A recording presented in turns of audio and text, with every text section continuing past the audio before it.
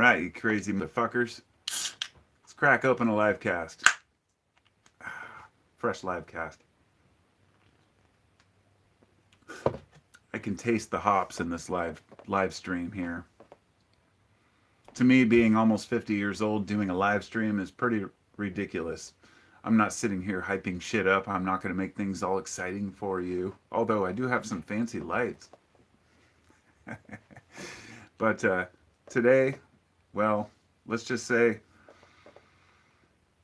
this is a very spontaneous live cast that I decided to jump in and have a little discussion about personality types. But to make this very clear, the way I start a live cast is very different than other people.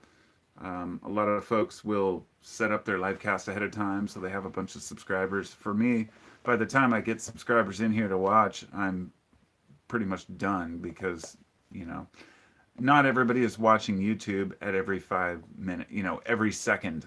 So when I do a live cast, it's like by the time people get in here, I'm like, oh, I'm out of here. So my apologies because I'm not organized. I don't plan things well. And that's just who the fuck I am. I can't change that. I've tried. It's been 10 years doing this. I thought one day I'm going to organize myself on YouTube. I'm going to do live casts at a specific time. I'm going to plan for them. I'm going to do videos that I edit so they can at least get traction and maybe I can make a living off of YouTube. But that's never been my main goal. So I just never really followed through with it. And I'm grateful for that because I can still make videos like this, just talking random, shooting the shit with people, and nobody expects anything more. And I think that that's part of my personality type, that I don't want people to have expectations of me. I also don't want people to assume that I am a certain way, nor do I want to have expectations of other people. And that's only a very small part of why I'm talking about this particular topic, which is personality types. Now, I could go into a whole long spiel about the Myers-Briggs test, the MTBI, I think it is. Is that what it is? Or a variety of other, quote, personality tests that are supposed to tell you, what kind of personality you have. Maybe you're an INFJ or an ENFI or whatever it might be. Basically, it comes down to empathy, your ability to integrate into your society, your level of, I guess you could call it, neuroticism, which has become a social psychosis, which has rubbed off onto the bigger part of society right now. In other words, when a few people are a little psychotic, then it's easy to just kind of write it off as a mental illness. But when everyone becomes psychotic, it becomes a social condition. And so when I say that personality types are bullshit, what I mean by that is the current testing methods to tell you what kind of a person you are, or the current personality tests, are severely lacking. Now, I'm not going to say that they don't work and aren't true for some people, or perhaps even for a majority of people. I'm not going to, it's hard to say that a lot of people are simple-minded without sounding arrogant or like I'm putting down, people. It's something I'm very self-conscious about. Not saying that people are dumb or people are ignorant, because that's bullshit. It's a way of just putting down the entirety of society we live in. And I think that that's really not doing any justice to the fact that we're all individuals. It reminds me of that term Sonder, which I heard on Vsauce years ago. Sonder, the realization that everyone leads a life, and most of those lives are as rich, as deep, and as complicated as your own. That you're not living in a world with a bunch of, non-player characters or NPCs within your life. That these are human beings. That even the dumbest moron that you meet at the store, that's screaming at the clerk, or the biggest jerk that you meet, they go home and they have lives too. And they're doing their best. And I think this is important to remember, that a lot of the personality that we have as human beings doesn't necessarily come from some sort of a genetic trait, or even just programming by our long-term environment, but often can be our current environment. So a person who is very passionate about being patient, kind, respectful, thoughtful, thrown into a situation where they're, say, thrown in prison or something, they might have to completely change their mindset and be a different person in order to survive in that environment.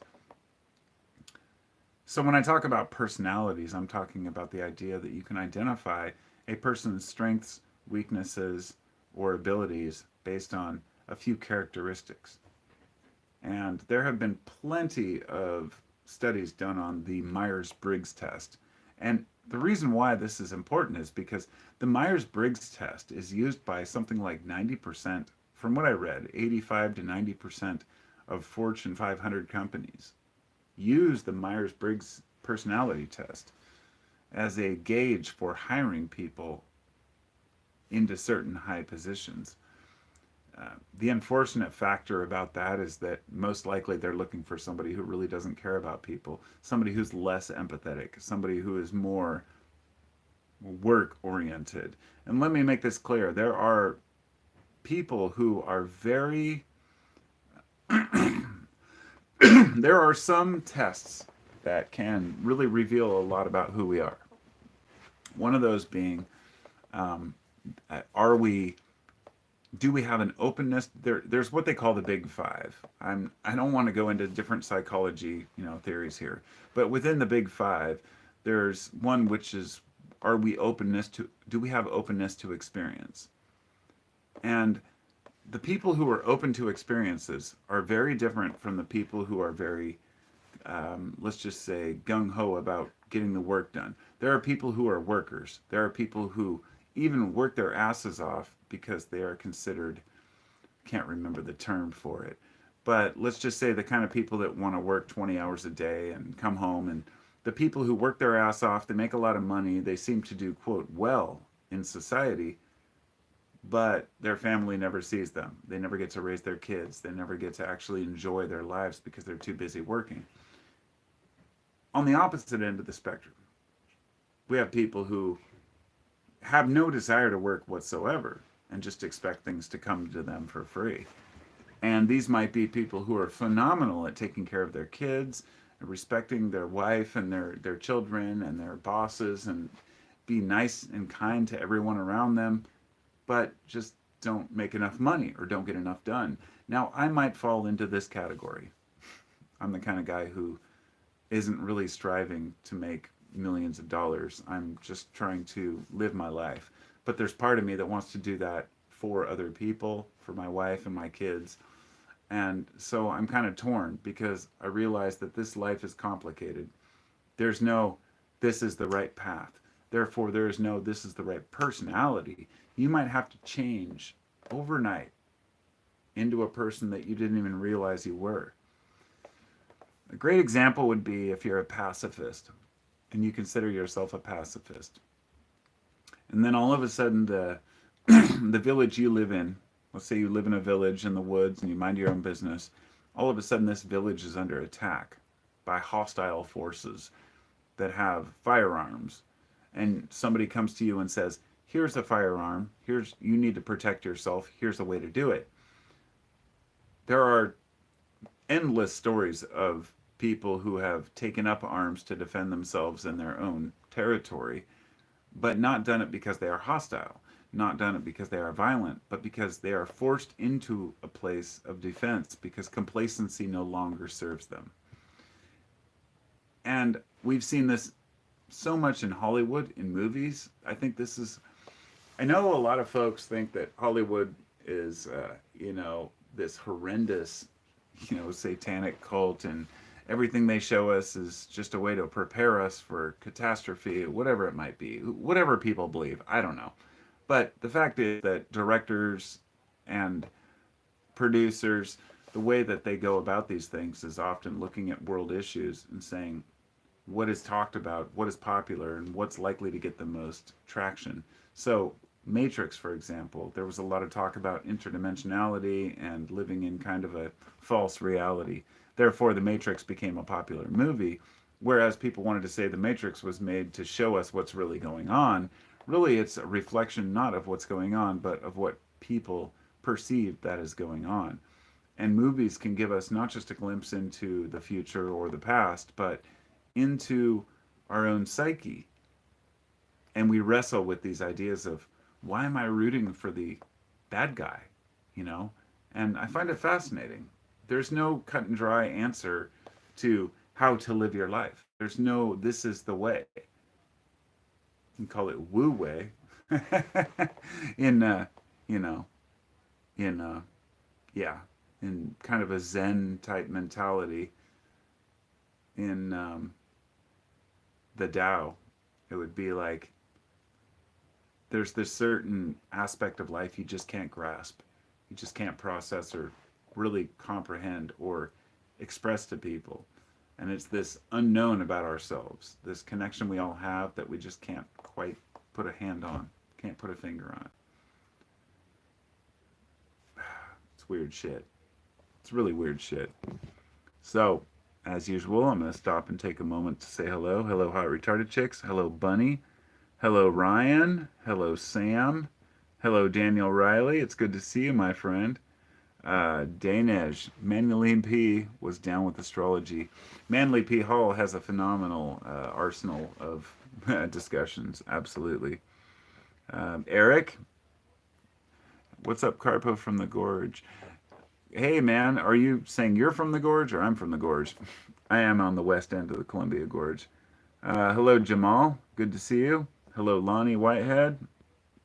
Hello, Yo. Good to see you, my friend. And who else we got here? Who's this? A new subscriber or a new watcher? We've got Boca Broward Tech Experts, South Florida. It says, I agree there should be limits on your behaviors. On my behaviors? An acceptable 1000. Good to see you. It says, I really like using personality types. So good to see you all. Thanks for coming. And I think it's important time to talk about why personality types are bullshit. It's not because they can't tell us something about ourselves or others. It's because they are liable to get us in trouble when we say, this person must be a certain personality type. Therefore, I'm going to assume this about them. And this is where it's a slippery slope. It's okay to look at astrology, look at personality types, and say, I must be like this. Now, look, this isn't coming from somebody who's a full-blown skeptic just because I don't want to believe things. This is coming from, I have studied the Myers-Briggs test and what people say about it, but also astrology. I have a book up here called, I can't remember what it's called, Astrology and You. It's a very thick book, and it's got all my charts in it. I've done all my star charts, my moon charts, my Earth, my planet charts. I'm fascinated with the fact that I'm a Sagittarius. I actually enjoy archery. You know, that's like one of the most, like, not even metaphorical, but literal, because the Sagittarius is the archer. But I really resonate with everything about the Sagittarius sign. And therefore, it's easy for me to fall in and believe that I'm a Sagittarius. Therefore, these are the personality types that I have. But let's just say one of them is something that I don't want to be. It's unfortunately, a lot of folks end up using their star signs or their personality types as an excuse for bad behavior. So they start utilizing it to say, well, I'm just this kind of person. Sorry, that's just how I am. I think that this was, especially, in decades past, popular with Scorpios, who would say, oh yeah, I'm just promiscuous and I'm just kind of a moody because I'm a Scorpio. Shut up. Quit using that as an excuse to not become a more balanced person. This isn't always the case, of course, but I've found that there is probably something to astrology. That's my belief, and that's as far as I take it. There is something to when you were born, but how much of this is produced by the human mind? How much of it is real? How do we know if we're totally full of shit? And that's a lot harder to decipher because we're constantly, encouraged by the bullshit that we read and the things we hear. We believe that things are true because we want them to be true. And so we start thinking, I'm just this personality type. It's just who I am. And this is only good if the factors of that personality type are positive. And I guess that's what I'm saying in a nutshell. If you start justifying any of your negative behaviors by saying that I'm this star sign or I'm this personality type, you've already missed the whole point. Because just because you are a certain type of person doesn't mean you can't change. But one of the most frustrating things about the whole personality type issue is that it's bullshit because people do change. They change over time. People tend to become a little more conservative as they get older quite often, or they become a little more jaded, or they become less jaded. People change, and it depends on their environment.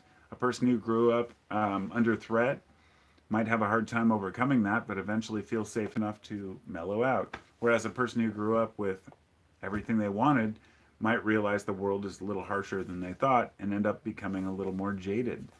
And so to think that you're going to have the same personality type over your entire life is complete bullshit. But there are certain aspects of it, such as kindness, tolerance, acceptance, that we can develop, start to understand the world around us. I don't know if that's for the better or worse. I feel like life is complicated enough and we just kind of want to just live the life we have and be who we are. I've talked to enough people to know that most people are just like, that's who I am, accept it. It's too bad.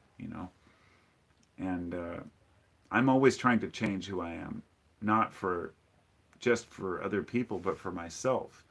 I want to be a more proactive person. I want to have more motivation, but I tend to be more mental. I'm always thinking about things, not doing things. And then I know people who are constantly doing things but not thinking about things. And I think, how can we all work to make this work together?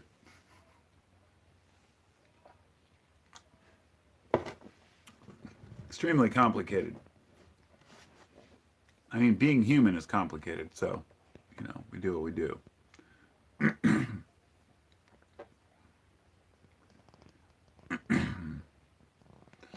Yes, he says, Yo says there's almost a subtle universal awareness that we're all connected and life goals can be in a way much easier than we think sometimes. Um, that's just it. I don't have, well, let's just say my life goals are pretty simple. I have a couple simple things for my bucket list. I uh, I want to have a fast sports car just so I can haul ass around and fuck it up, which coincidentally that only came to mind because I watched a video an hour ago by Whistlin' Diesel. He's a YouTuber. When I first started watching the guy years back, I was like disgusted. Like, how can this guy buy these brand new pickups and cars and just go out and destroy them? Because that's what he does. He's like a mechanic or a car guy. He just buys shit. He's a younger dude in his 20s. He just buys these cars and fucks them up. And I thought it took me a while to understand it, to realize here we are. A guy, the one that came today, he bought a Ferrari, a $400,000 Ferrari, and then he drove it up and down his gravel driveway, fucked it all up. In the end, it's going to be completely annihilated. He showed clips of it in the end. And Ferrari has kind of, they'll file lawsuits against people that mess with their cars. It's a weird thing with, wealth and fame and fancy cars. But he doesn't give a shit. He does his own thing. And I totally understand the satisfaction of destroying a $500,000 car. Ironically, this cost the exact same amount. Not ironically, coincidentally, $400,000 is the same amount that the U.S. just spent on just one missile to shoot at an actual balloon that was launched by a group in Illinois. They were some weather people who had like this weather club, and they launched this little weather balloon. And the missile missed the balloon, landed in Lake Erie, and then the second one, I guess, detonated. So maybe, it's $1 million to blow up a weather balloon. Amazing, the kind of shit that's going on out there. It's just like the amount of waste that we have is so preposterous. The amount of stupidity that we have is far beyond that. But, oh, God. I can't even remember where I was going with that because I was thinking about just how absurd it was. But it's a weird time right now. It's a weird time. It's kind of funny, actually. Let me see if I can remember what I was going to say. I guess it doesn't matter. Yo says, what I've found is a body in motion stays in motion, so I've needed to exercise daily. Yeah, man, I don't want to hear that right now. Thank you. No, no, I actually need to hear that. Because that's a quote I always use. If I wake up in the morning, and I'll be honest here, I think a lot of us have suffered from internet addiction. It's hard. This, as somebody called it, the phone that I'm using here is, they called it like a distraction brick or something like that. It was like, you can't get it. I lost my phone this morning. I got up and it was nowhere to be found. It was in the laundry room under a pile or something. So I spent probably a good 20 minutes looking for my phone over a course of like 4 hours, right? And never found it. My wife found it while I was gone at the tire shop getting my car fixed. And it's like, oh, okay, I got my phone back, you know? So now I can look at the things that I didn't look at before. But none of this really improves my life. And I think what the internet is doing right now is changing all of our personalities, you know, into completely distracted humans, that it's more difficult to even assess what a personality type might be when we are basing it on attitudes that we form while we are distracted with other technology. So in other words, right now we can't be our true selves because we are so wrapped up in all the bullshit distractions we have around us. And that's frustrating. I made a video the other day, and it was based on this book, The Enduring Issues in Philosophy, by Gerald Eichhofer. And it's fascinating. It has some really interesting discussions. I never really talked about what it had, but it broke it down into five things that we argue about. 5 things that we're not sure is true or not, you know. One is knowledge, the next is reality, the next one's divinity or God, the next one is morality, and then governance. And those 5 categories, knowledge, what can we know, reality, what is real, divinity, who is God, morality, what are morals, and governance, who should govern. Those 5 things basically make up everything that we have conflicts in our mind about. Everything. I couldn't think of a single thing that we argue about or the media talks about that isn't somewhere within those categories. And since during the actual video I made about that, I didn't really read any of this, I thought I would read some of these highlighted paragraphs that really gave me a little perspective, at least when I highlighted them. So I'm just going to read them. The first one says, no great advance has ever been made in science, politics, or religion without controversy. The next says, most philosophical thinkers are ordinary people who are not aware that they are engaging in philosophy. And I thought that one was great because it's so true. You know, people who think about life a lot, they don't realize that they're philosophers. And these are all important things to analyzing who we are and what we are. Philosophy is a systematic way of examining life and is a valuable tool for this purpose. Remember to remain unintimidated by philosophers or authors. Read and think some more. Consider what other equally qualified people have to say. Practice some philosophical detachment yourself. Do not expect completely understand everything the authors have to say. That is a lifelong journey, not a bridge to cross. I think that that's probably one of the most crucial ones, that we're never quite there. We're always looking to know a little better, and that takes time. I think there was a few more highlighted paragraphs in here. Here we go. This one is based on the chapter, All Knowledge is Gained Through Reason. So what they do is they postulate a claim, and then they define how that claim is proven, and then they'll make a claim that goes against that claim in the next chapter, and then they'll explain that. It says Descartes, Rene Descartes, and he was from 1596 to 1650. It says Descartes begins by discussing many of his beliefs and deciding to examine his fundamental beliefs in order to eliminate error and lay secure foundations for truth. He does this by systematically doubting his beliefs until he finds something which he cannot doubt, which turns out to be the existence of his own mind or self. And that comes down to the old saying that he said, I think, therefore I am. That's pretty much that simple. Once the foundations of a building are undermined, anything built on them collapses of its own accord. So I'll go straight for the basic principles on which all my former beliefs rested.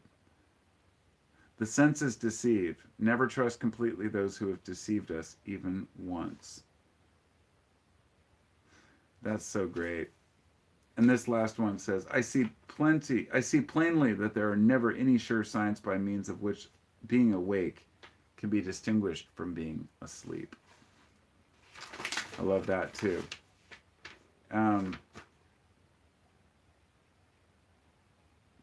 The one about the foundation and making sure that we're resting on good principles, I think, is the most crucial. And, this is a long book. I'm not going to go into the details here, but let's just say that I've always looked at anything we build in our lives as needing a foundation. This means that no matter what belief we have, no matter what personality we think we want to have, no matter who we want to be, we have to have some sort of a foundation for that. If any part of that foundation falls apart, then it can't, it undermines the entire building. And I know that's a metaphor, but it's literal. I mean, it's like you can feel it in your bones. If there's a missing foundation brick, and you're trying to convince somebody that, no, this is true, and they say, but what about this? And you just cover it up, and just make shit up in your head like, oh, that doesn't matter, that's trivial, I'll make an excuse for it. It's not going to do any good. It might make you feel right in the time, but in the long run, you're going to feel wrong. And I'm not talking about being right and wrong. I think this gets misconceived. Like, the reason I like to be right about things isn't to be better than other people. It's to be better than I was yesterday. And that's crucial. I'm going to repeat this. Why I argue, why I get into debates with people, is not to try to put one up on them because I want to put them down or feel superior to them. But it's because I want to push every button to get to the bottom of the discussion to see what is the foundation of your argument. And what I've found is often there isn't one. For example, when people might call me out on a specific opinion or a claim or a discussion or a post or something, and when they say they disagree and you ask for details, people really end up pointing out ad hominem attacks or finding some fault in who you are or an argument that has nothing to do with the discussion. It ends up just being kind of, ridiculous at a point. You have to step back and say, I know my foundations are strong on what I believe. And if others can't prove their point as well as I can prove my point to myself, then fuck them and you move on. I mean, it's that simple. I think that we're people pleasers by nature, so we want other people to respect us. We want people to understand. So instead of saying, no, this is how I feel, fuck you if you don't agree, we want to explain ourselves. What I found is the more you explain yourself, the less convincing it is. It just doesn't matter, You have to know what you know, and you have to make it work for you. It's pretty simple, to be honest.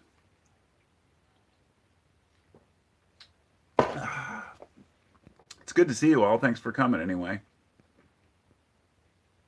I'm flipping through comments real briefly here. Hello, Bobby. Good to see you. Husky, love music. Kind of off topic, but awesome Papadosio hat. Yes, thanks. I love these guys.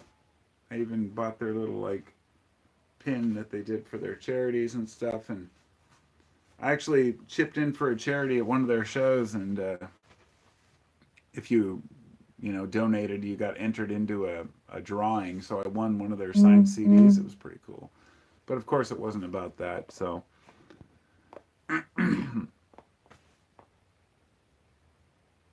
why are humans so trivial these days?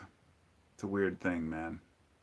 I uh, I guess I just got a text. That's what it was. I just got a text while I was sitting here, and it was somebody complaining about something. And it's kind of a topic I've wanted to bring up for a while, but it really relates to personality types. And I don't want to quote this because it sounds arrogant. It was not Hoover. I think it was one of the president's wives, one of the first ladies. I think it may have been Eleanor Roosevelt. She said, great minds discuss ideas, average minds discuss places or things, and simple minds discuss people. And it was about complaining about people compared to really talking about bigger issues in society, and how a lot of folks just really complain about everything, you know, and base everything that they know and that they think they know off of talking to either a few people or reading a couple articles or their newspaper, and how just dangerous that is to really think that the world operates the way any one group of people thinks it works. Yeah, it's a weird thing, man. I mean, you got to be critical about everything. You know, even as a non-religious person, I have to be critical of atheists and what they're claiming, right? I mean, that's an extreme example, but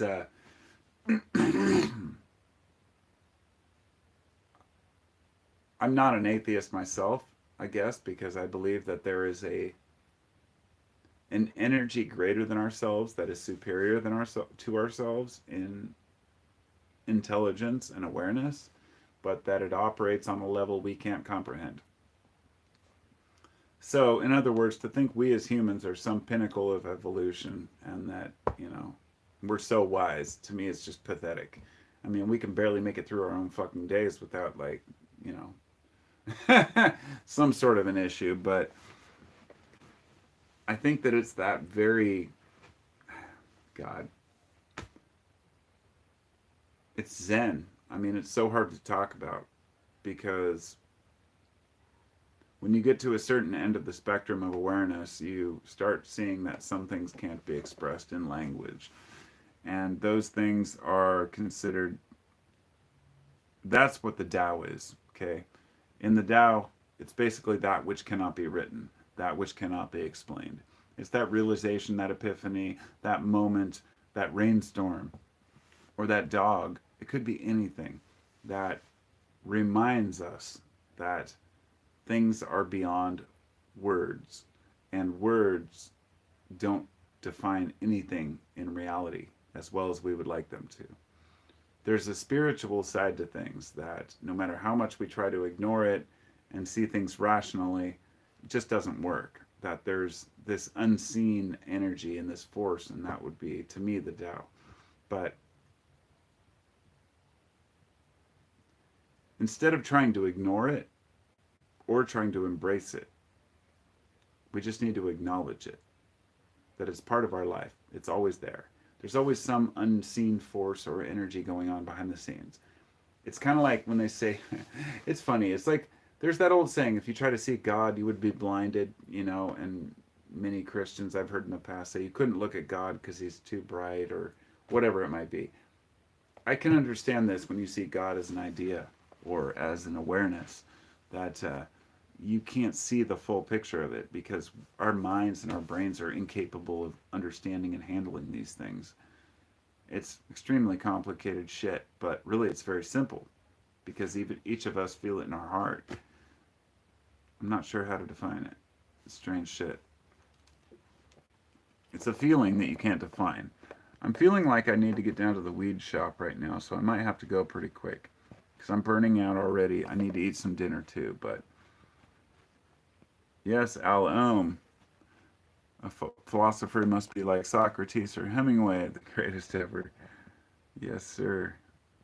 Eric says the Tibetan Book of the Dead is interesting. Yeah, actually, I had, one of the books I got when I was about 18. It was called The Psychedelic Experience, and it was from Timothy Leary and Ralph Metzner, I think. And it was based on the Tibetan Book of the Dead. And it was about how to have the perfect psychedelic trip based on the Tibetan Book of the Dead. So it was like going through the bardos and the process of reincarnation. And fascinating book. Highly, highly urged. Mm-hmm. Yeah, Alum says, great minds write for future generations. This is true. This is true. Um,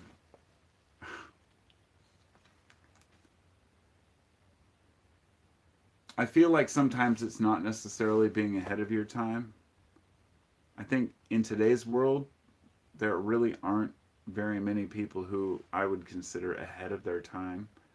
But in the past, there definitely have been. I would say today, most philosophers, if not all, are behind the time. And I say that as someone who calls myself lovingly a philosopher. I mean, I feel like that is kind of a tainted label, but it's one that I use for myself. And because a philosopher, philosophy or philosophy, philo meaning love and sophic meaning wisdom, it's just a love of wisdom. And who couldn't love it, right? And so in the past, I would think, well, everyone loves wisdom. I found out I was wrong.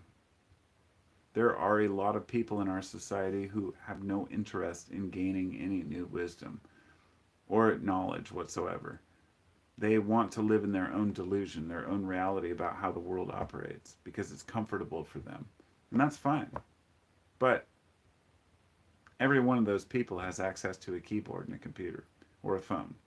And because of that, every moron across the earth can post their stupid shit on the internet, and people might believe it. So we're living in a day and age where you can't even decipher whether a person means what they say, whether they're being honest with themselves or others. I don't know. It's weird shit. Really weird shit. Anyway, that's my ramble. Just wanted to get a few thoughts out. Feel like I can't be organized enough in normal discussion. Having a live cast boosts me up a little bit, but I think I'm going to head out and get something to eat. So it's good to see you all. It's good to talk to you. And I'll talk to you next time. Peace out.